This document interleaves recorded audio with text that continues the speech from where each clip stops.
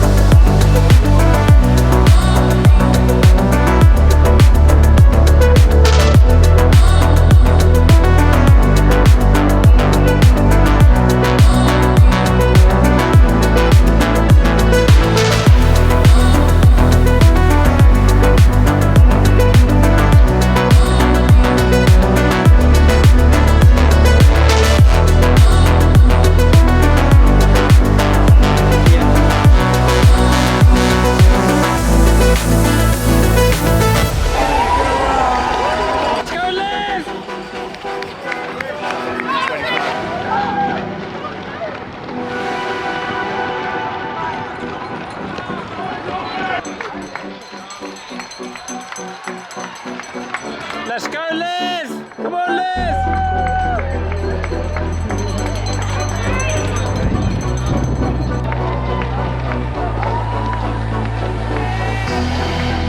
Go on, Liz! Go on, Liz!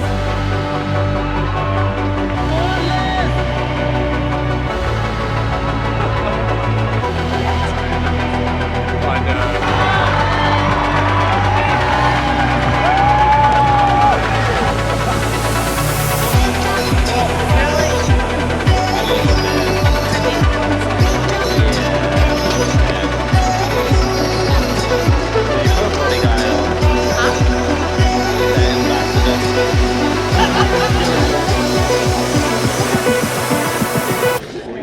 Right, hello and welcome back to the YouTube channel. We are obviously and very clearly not in my flat in London. We are actually in Germany with Adidas for the Road to Records 2024. I've been really keen to sit down and talk about my full London Marathon experience at the London Marathon 2024 just this past Sunday, and you guys sent in a load of questions from Instagram, so I want to go through all of those and just like help iron out in detail what exactly the experience was like. But I'm excited to just dive in and just like talk about the day itself. And yeah, there's a lot to get into, so I'm just gonna jump right in. Also, full disclosure, this is going to be both a podcast episode and a YouTube video, so if you prefer audio over visual, you can go to either or. If you're watching this on YouTube, I'll have the podcast linked in the description box below. Likewise, if you're listening to this on the podcast, I will have the YouTube video linked in the show notes of the episode. That's what it is. London Marathon this past Sunday. Obviously, when you look at it on like, I guess if you're just looking at it on a piece of paper, technically did not go to plan. If you've been watching here on YouTube, you've been watching my series around this like Project 320 and going for a 320 at the London Marathon. And I know that for the most part with a lot of my training and when I talk about like pacing and stuff, it would seem that like, obviously I was gunning for a 320 and just getting as close as possible to 320. I think that what's important to sort of like focus on in this like recap is that like for me, I'm not focused on getting a certain time and like having a time define my experience at the London Marathon. I feel like for me, it was very much a great day out. And for me, it taught me a lot about myself and just how much I've grown as a runner. And I feel like that to me is ultimately what's important for me, just like moving forward and eventually going to be preparing for Chicago in a few months, but just like with like my continuous growth as a runner, I truly feel like this past Sunday was really big step in the right direction for me as a runner. And I feel like that's not something that a lot of people would think, kind of like looking at like my final result versus the time that I was gunning for. And I think it just goes to show that at the end of the day, like running is not just about numerical numbers. It's not just about chasing times and PBs. Like that's all well and good. And I'm not saying don't chase big goals. I think that I'm very big on having goals and going after them boldly and confidently and just like, you know, putting them out there and just like going for it and just not being afraid of it. Like I really, really, truly felt so strong training for that 320. And I think on a perfect day, I think that I could execute a really good race. I think that I could BQ, I could get, you know, in the 320s, and I am so confident about that and I can't wait for that day to come. But I think that with like your mindset perspective and like having the right, like, I guess like positive shift in your mindset is super important, because if you've been following me for a little bit, you would have seen my very negative reaction at Chicago Marathon to what is still my fastest marathon time to date. And for me this past Sunday, like I still walked away like, wow, okay, I ran for one, 33 minutes faster than I last ran London Marathon in 2021. And the other thing is that it's still my second fastest time ever, which is still huge. But I think I just want to break down sort of like the day itself, and then I'm going to go into some of the questions, and that'll kind of wrap up the video. I filmed a whole entire like carb loading video that I've mentioned a few times, so that will go up after this video. But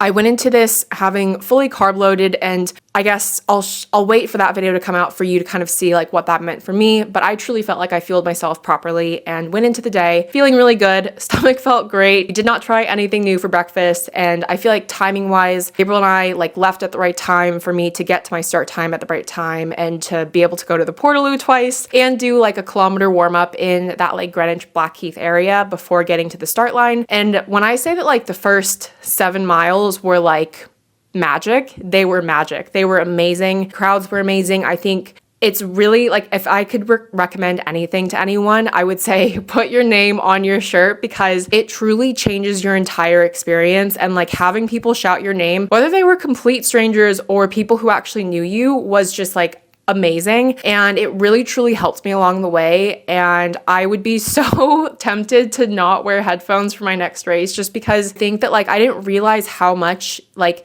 that you could feed off of that crowd energy. And I feel like that's something that I really want to think about with Chicago. I think that would be a big step for me though, because I am someone who really heavily relies on music as a runner. But we'll think about it. But yeah, the first 7 miles were amazing. And I feel like I kind of like went into it like wanting to, for one, like obviously start off slow and not go too fast right out the gate. Also wanted to make sure that I fueled like well, but also started early. After about a mile, I actually opened my first gel, and I brought 6 Morton 160 gels with me. And this is mostly due in part to like that hour waiting time that I was waiting in that like blue start area. I was actually a little bit hungry and I almost went for my Morton bar, but in the end, I just decided to wait to have my first gel because I didn't want to do anything dodgy to my stomach. Even though I've had Morton bars before, I just never had one, I guess, like that close to a race per se. I've done that with long runs, but just wanted to play it safe as possible. And so I opened my first gel after the first mile and just kind of was slowly sipping on that. And like for the first, I think like 10, 13 miles, I like would just like go through gel after gel and would basically just like kind of not have them continuously, but like was having them pretty regularly and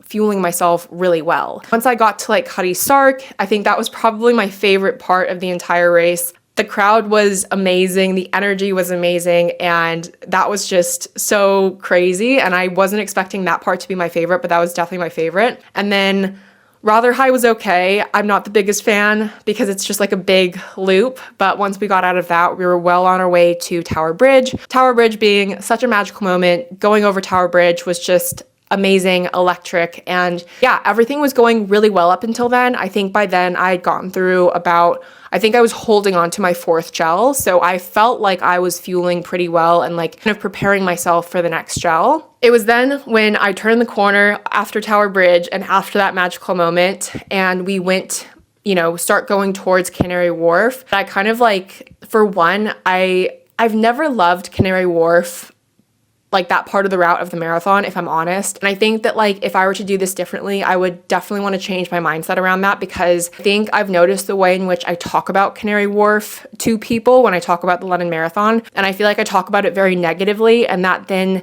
like hinders how I felt about it on the day. Like already running towards Canary Wharf, I was kind of like, not like resenting it, but I was kind of just like, oh, like I don't want to go to this, because I'd just been through Cutty Sark, I'd been through Tower Bridge, and I was just like, oh my gosh, like on top of the world. I was still trying to like kind of, I was maintaining a pretty steady pace. I think it was like about 8 minutes per mile. And this was the point where my coach wanted me to start shifting towards getting to that goal marathon pace of 7:40 to 7:50 per mile. And so I knew that I wanted to like slowly start speeding up and getting to that target goal pace.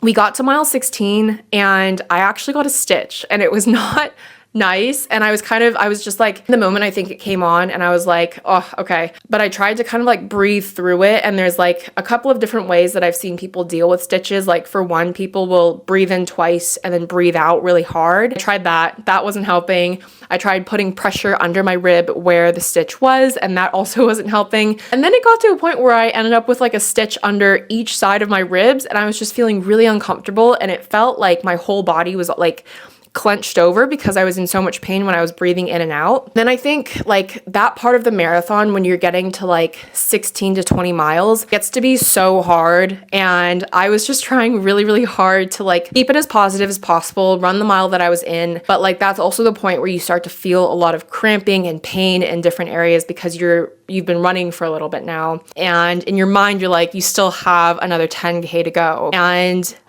I think it was just hard because like when you are in that much pain, it's really hard to try and keep positive. And I think that was like what I like walking away from the marathon. I think that that's what I really noticed, is that like once I got those stitches and once things got hard, I almost like really felt myself start to like tune out the crowds, because I feel like before I was like really leaning into the crowds, really trying to like cheer with them and like kind of like amp them up and like feed into that energy. Felt like once I was in pain, and I've just like shut myself off from all of that, and I just like slowly my mind was like tuning them out, and I just like wasn't hearing them as loudly. And if I'm honest, like it just got kind of harder from there, and like the stitches just got more painful. And going through what is like the best parts of London Marathon, going like, you know, through mile 20, 21, 22, and you're around like Embankment, going through like Blackfriars and stuff. It was just like really unfortunate that I was in so much pain, and one of my friends like caught a video of me like literally running holding my side because it was so painful. So it was really unfortunate, and I was really like, I don't know, it bummed me out, but not enough for me not to catch my friends at mile 24, which that was really great to see my friend Vicky and the Endorphins crew, and that was really amazing to have the confetti gun. It was an incredible moment. It hyped me up enough to get me to just be like, okay, just get to Big Ben, then turn the corner, and you're so close that you're basically nearly at the finish. And for me, it was just about getting to the finish and finishing. And yeah, I think it was a really solid first half of the race. And then I think my mindset just started to go a bit with the pain coming on. And so I think that was where, I don't know, I felt kind of bummed. And when I finished, like the thing is, like I knew that I wasn't going to get the time that I was aiming for. I think that I kind of started to realize that earlier on around like mile 20. And I wasn't like, the mindset wasn't like, oh, you're so slow, you're not going to get this. It was just like, okay, just be okay with the fact that like, with how you're running right now and the pain that you're in, you're probably not going to get the time that you want. And that's okay. Just keep putting one foot in front of the other and keep moving forward. And so for me, I crossed the finish line, and I knew that I wasn't going to be like close to the time that I wanted. And I genuinely didn't know like what pace I was going. And the thing was, we went into this race and my coach was like, no splits on the hand, nothing. And I asked for it, and she wanted me to really more so focused on, first of all, enjoying it, and secondly, running to feel. And I think that like one of the biggest wins that I can say, other than like the whole mindset shift and just like growing as a runner, is that I wasn't like, I didn't like obsess over my watch. I wasn't looking at it every 2 seconds. I wasn't checking my paces. I really wanted to like tune in more to my body, how I was feeling throughout the race, and just like really see, okay, how are you feeling? Can we go faster? Should we slow down? Like, what should we do? And really like also using like what I knew to be like on pace from like all of the training that I had done. So I think that that was also just like a really big positive, but I think that that also really helps take a lot of the stress off and help you focus more in the moment where you are in the race and just like enjoy the mile that you're in. I crossed the finish line and then I got the text that was like my final time. I definitely did have a moment where I realized my time, which was 3:39:15, which is not a bad time at all. Just for someone that was like aiming to BQ and get as close to 3:20 as possible, it's obviously a little far off. And so I think I had a moment where I was just like, it's a bit of a bummer, but like I got my medal and I kind of had a moment where I thought I was about to cry and then I didn't. And I was just like, okay, I'm okay. Like, I'm still proud of myself. I'm happy with myself and it's going to be okay. And at that point I was just like, I just want to go and find Gabriel and I want to go and get food and go home. And yeah, it was just overall like a good, I think like that part to me is what stood out as well, is just like such a different reaction to what I had at Chicago and just like being able to walk away still proud of that race and the effort that I put in. The first half was amazing, but I got the worst cramps at 16 and they really didn't stop till the end. So that was really painful.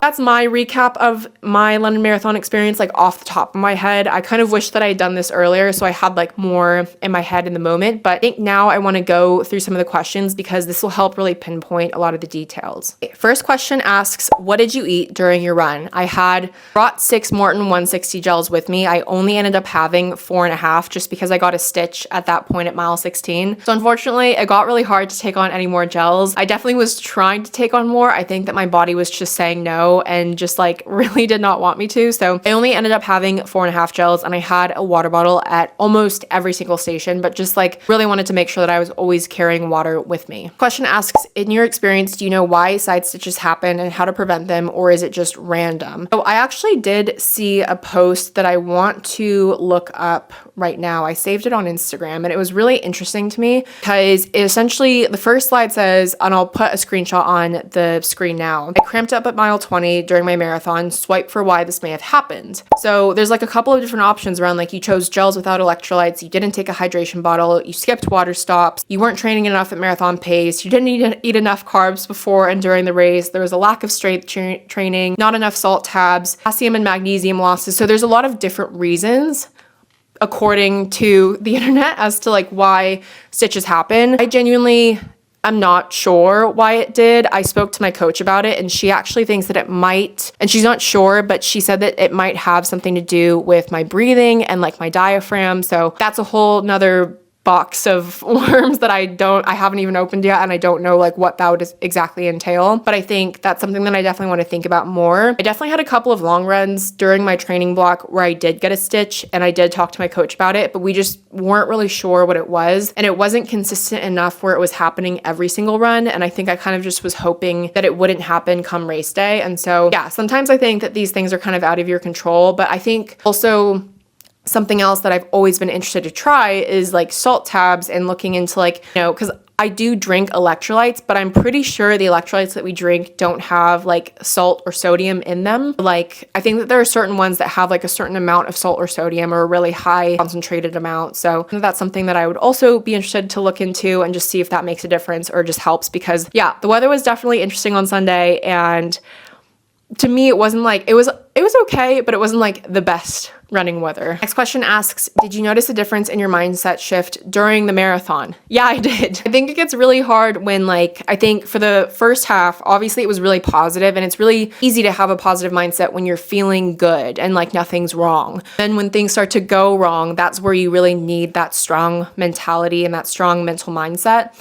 I think that like for next time, I definitely want to practice just like things that I can say to myself when things get hard, but like specifically, like I think that I'm better with dealing with like hitting a mental wall versus like enduring like physical pain during a marathon and not really knowing, especially with stitches, like not like knowing what to do with that, because every single breath that I was intaking really hurt. And so it just made it really hard for me to like get my mind off of what was happening, I guess. And just like, I couldn't really get myself to like calm myself of that anxiety of like, shit, like I can't breathe. Like I everything hurts, you know? So I think that that's something that I definitely want to work on next time. But mile 16 was definitely the point at which the mindset shifted. Next question asks, loved following your journey. What did you have on in your headphones during the run? I have this really long playlist. I actually had made up a London Marathon playlist, but then stupid me forgot to download it on the day. So I had to revert to my old running playlist, which actually is called Resiliency in Running. I made it ages ago in 2020 for my very first marathon. And ever since, I've just added to it for years and years. And I think at this point it's like 40 hours, but it's all downloaded and it's always downloaded in case I need it. And so I just like quickly changed to that playlist in the first mile. And that is what I was listening to, but I will have it linked in the description box below if you are interested in listening. Next question says, congrats queen. Is there anything you would have done differently on race day?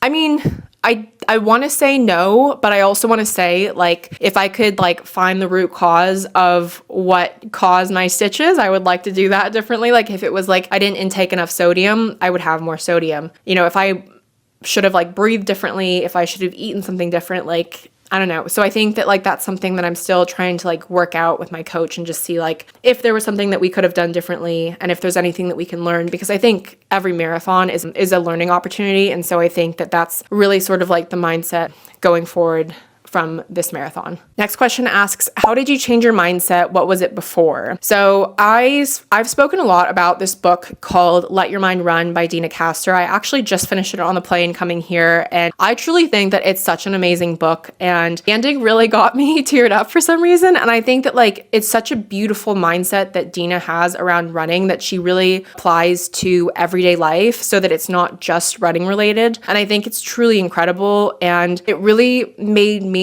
kind of change my mindset from before, which was very obsessive over my watch, obsessive over hitting paces, and like letting that define me as a runner when truly like that has nothing to do with you and your running ability. And I think that it's just like really helped me also just like build my confidence as a runner and like know that I can like go into a race and execute it well on a good day and like not have to rely on like looking at my watch to see if I hit pace, but like knowing that I can rely on my body and knowing that I know how to run to feel and I know what marathon pace feels like. So I would highly recommend that book. It's such a good book. Next question asks, what helped most with your mindset shift? I'm going to also say that this book really, really helped. Let Your Mind Run by Dina Castor. Go and read it. Okay, next question is a two-parter. So firstly asks, do you think the extra carb loading plus coffee detox the week before has an effect on your performance? I don't really know. The thing is, I wanted to vlog the carb loading experience because I've never truly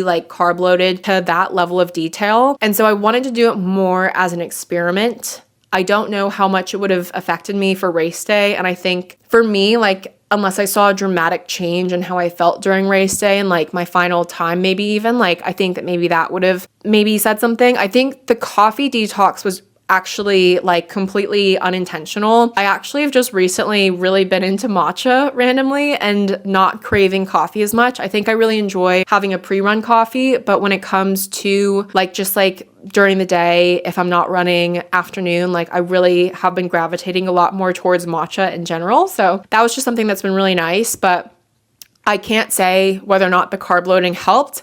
I personally don't really feel like it did. And I'll share a little bit more on that experience and sort of what I learned from it in that vlog coming soon. Next question asks, did you know about confetti ahead of time and where it was? So cool. Congrats on the race. Yes, I knew where Vicky was. She told me that she was at mile 24 with endorphins. I knew that there was confetti, but the way that it was executed and all of the photos and videos that were taken were amazing and genuinely makes me look like I'm having a lot better of a time than I actually was. I was having a great time and that was so cool to see them, but I was still very much in pain with the stitches, but I was just oh my gosh, I need to run over and see them because I really need something to hype me up right now because I'm definitely in the pain cave. Next question asks, can you give more info on the charity bib process? So I've done this twice before for my first ever London Marathon as well as Berlin Marathon. So essentially what you do is you go and look at a list of charities on the race website that the race is running with, and all of those charities will have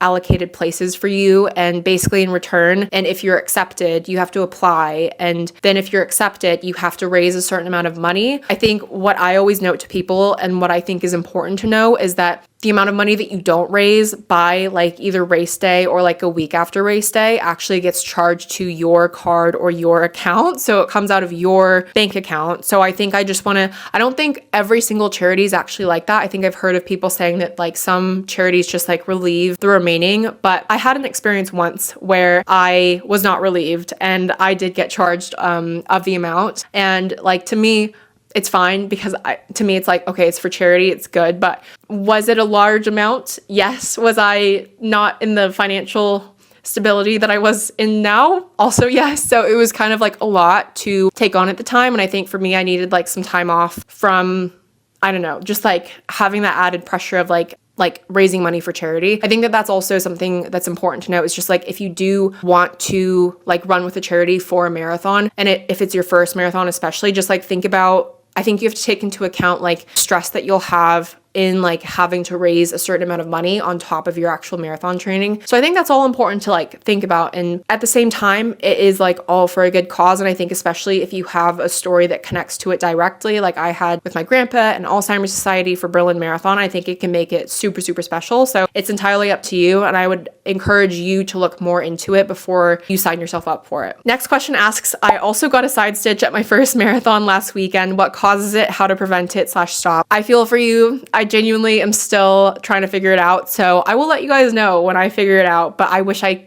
did know. Next question asks, pre and post race mindset difference / change between London and Chicago. So yeah, that's kind of what I was like highlighting in just like my initial recap at the beginning of this video. Is just, it feels like polar opposite, like black and white, because after Chicago, I saw that 3:32 and I just completely broke down and I was so upset with myself. I was like, the feeling was like frustration, but it was frustration at myself for not running a faster time. And I remember I like found my dad in the crowd and I immediately ran and just like started ugly crying into his arms. And yeah, it was hard. And I eventually, like, it took me a couple of days and I did snap out of it and I did like realize like, okay, this is still a 10-minute PB. This is now your fastest marathon time. And I think just to like compare that to this past Sunday and just like everything that I kind of see London Marathon as in terms of like a learning experience, a great experience, you know, my 8th marathon, my 33-minute course record, my second fastest marathon, like there's so many like positive labels that I have for it. And I had like within the same day, I didn't have for Chicago. That kind of took me a little bit more time. So I think that like, it's okay also to like be upset with yourself if you were gunning for a goal. But I think what's important is like not letting that hinder your entire experience or perception of yourself and like your performance on the day. Because I think at the end of the day, you still ran a marathon. So you have to remember that. Next question asks, top tips for a first-time marathoner, things you wish you had known. I think for me, like, I always say to people, if you're running your very first marathon, I think you need to be like, very kind to yourself and like, I guess like just continue that through the training, because like the training gets hard. Like if it's your first time training for a marathon, it's going to be harder than like anything else that you've ever trained for, or you might not find it that way, but I think a lot of people find it that way. I found it that way. And I think that it's really easy to like start to speak negatively to yourself if you feel like you're not like running the right distance or you're not hitting certain times or certain distances. I think also I really wish that I went into my first marathon with the goal of just wanting to finish it, because like your first marathon really sets like the base level that you can then grow from for like your future marathons. And so I think for me, I just wish that I kind of looked at it more as like, okay, go into this and have fun, but also like go into it knowing that like you're about to accomplish something big. And you know, without knowing whether or not you'd want to do it again. I think like you always hear that statistic of like 1% of the world or less than 1% of the world runs a marathon. So I think it's just important to like, I think really be kind to yourself and like really like congratulate yourself and give yourself a pat on the back, because I wish that I did that to myself more during my first marathon. Next question asks, how do you recover after marathon? So this looks different for everyone. I've had it so different over the years. Like after my very first marathon, I think I took like 3 or 4 weeks off of running entirely because my body was hurting. And then with like every marathon following that, I kind of like took less and less time off. And then after Berlin Marathon, I did not take nearly enough time off and I got injured very quickly after. And after Chicago, I took 10 days off, which felt a little bit hard, but I was glad that I did it. And genuinely after London, I was kind of like saying to my coach the other day that I wanted to take a decent amount of time off, like a couple of weeks, and not just like not running at all, but like slowly incorporating slow, easy runs here and there, but not necessarily doing like hard training for like a good solid month or 2. I don't know. But like even just being here at Road to Records and like being amongst runners, I think that like I've suddenly just been like, okay, like I think I could go for like an easy 5K. All right, we had a quick SD card change, but we are back. But next question asks, what was your favorite mile? I think it was definitely mile 7 right at Cutty Sark, if I'm remembering that correctly. It was just like the most electric I felt, and I was definitely expecting to love Tower Bridge more because that's what I always reference. So I just like, it was totally unexpected, and I just really enjoyed it. So 100% Cutty Sark at mile 7. Next question asks, what brand is your running belt that you use? It's from Decathlon. I've gotten lots of questions on it. I think it was like 7 pounds. It basically just goes like around your waist, but it not only holds your bib, it has like 3 little punctures that like cap and hold your bib in place, but it also has 6 loopholes for gels. And I think it's perfect. I've worn it now for like 3 or 4 races, I think. And honestly, it's the best thing and I really love it. Next question asks, what is the thing you get done with your time stamped on? How does one get that? That is from Tracksmith. So I think this happens mostly with the Marathon World Majors. So I got this done for Chicago last year, did it at London. I know that they do it at like, I think basically all of the world majors. So I think if you follow Tracksmith or like check out their website, you can check and see like if they're doing it at the marathon that you're at. But yeah, I'm completely new to this, but I totally love it. And I definitely have put up my London one over the Chicago one, shockingly, but I am definitely proud of London. Next question asks, tips for staying mentally strong, especially after 30 kilometers. I think it's definitely hard to stay mentally strong at that point. I think for me, I always like to think about like all of the training that you've put in to this training block, because like everyone always talks about, like the training is so much harder than the race day itself. And race day is really just like your victory lap because you've done all the training and like you're fit enough to run the marathon. And I think it's really important to remind yourself of like everything that you've done to get yourself there, you know, every hurdle that you've overcome. And I think you can like I always like to take it like one step further and just like think about like everything that you've overcome in the past year and just like how strong you actually are. Because I think that in moments, especially around 30K, you start to feel really weak and mentally really weak and you really want to give up. And I think that I always like to remind myself of how strong I am and how resilient I am and how I definitely can just keep going. But something for me that really helps kind of like just like in the race itself is just like taking it mile by mile, or if you go in kilometers, kilometer by kilometer, and just like literally running the mile that you're in and focusing on just that and putting one foot in front of the other. And somehow the miles fly by and you get to 26.2 in the end, I promise. But yeah, it's definitely really tough when you get to about 30K. It's like all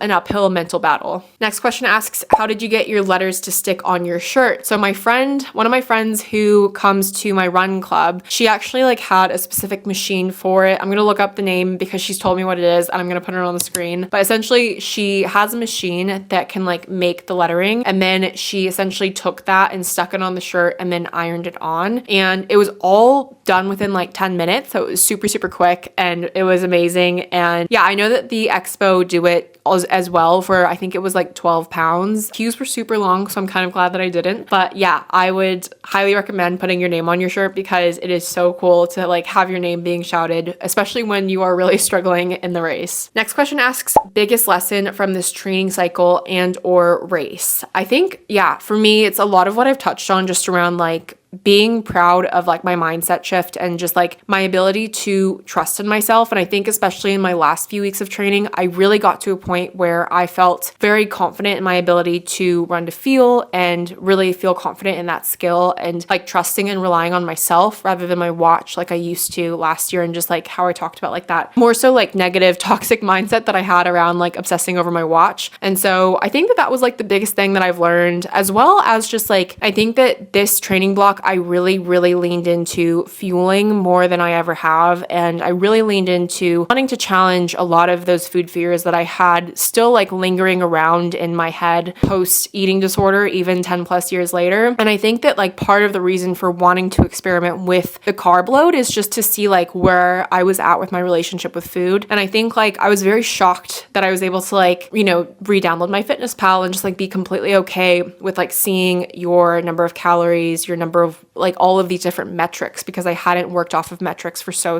long. And I never owned a food scale during my eating disorder, but I think like my ability to just look at foods for like the source of fuel that they are to me, and for seeing it as like, okay, this is going to fuel me for my long run or for the run I'm literally about to do for my marathon in 3 days. I think that like that mindset as well was like massive, because I think that like recovery is really hard and a lot of us label ourselves as recovered. I know that I did for ages and not actually being recovered. And so I feel like going into Chicago, I'm really excited to see what I can do, because I really feel like I have worked on so much of myself as a runner, and I've not just paid attention to like, you know, paces and running fast, but it's like my mental strength, my mentality, my mindset shift, my fueling, like, and I just want to keep like, I don't know, like just chipping away and just seeing like how much I can keep improving myself, because I think that that also affects me as a person, just like day to day, and just makes me a better person in my like approach to life and my mindset around different things in like your day to day as well as food. And so, yeah, I think that, yeah, definitely the mindset, but also fueling very much so.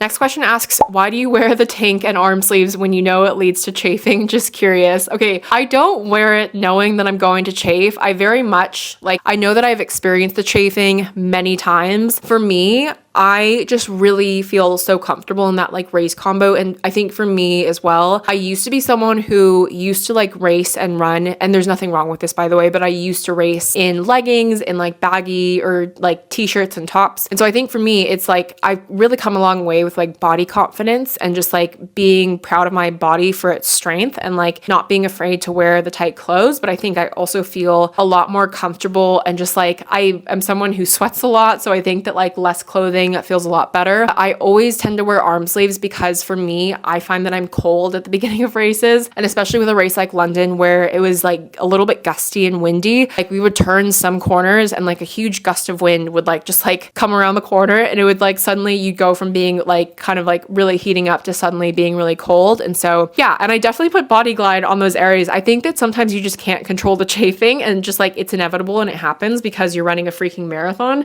So I definitely don't wear it like knowing that I'm just about to chafe again. I'm always hoping that I don't chafe, and sometimes I don't and sometimes I do. So yeah. Next question asks, where do you carry your phone? Thinking about a waist belt rather than a chest strap. So I actually put my phone in this back pocket of my shorts, and specifically it's the Nike Go Biker shorts. They're really good because they've got like a big enough pocket for my 15 Pro, and it like carries it doesn't bounce around. And yeah, I know that people use like spy belts and all kinds of different belts, so I think definitely like try different things and find what works for you, because what's comfortable to someone may not be comfortable to someone else. So definitely find a way for that. But I know that I used to put my phone like on the side pocket of my legs, and now I really prefer it like in the back pocket of my leggings or shorts. And so yeah, try different things and kind of see what works for you. Next question asks, did you experience any negative self-talk after the stitch? What kept you going? I would say that the negative self-talk wasn't necessarily anything like demeaning towards myself. It wasn't like, you suck, you're really slow, you're horrible. It was more so just like, oh, like this sucks, like this situation sucks. Because I think it's really hard to be feeling really good throughout like the first half of a race, and then kind of like get to a point where you get like something happens and there's like nothing that you can control. And like that's the thing about race day, and what I remind myself on race day, even as hard as it was, like there are so many things out of your control on race day, and it's really hard to have like 100% perfect day on race day. And so I think I was really just trying to remind myself that like, you know, anything can go wrong on race day, and like this is a clear example. Also just to like breathe through it, to try and like not let it get to you so much, because I think for me, like if I had really fed into and let like a lot of my negative thoughts get more negative and let myself spiral, I genuinely think that I would have had like a full-on panic attack and not been able to like breathe properly and I already was having trouble breathing. So I think it's like really important to try and stay calm in those moments and try and like remind yourself that like, you know, this doesn't mean that this is the end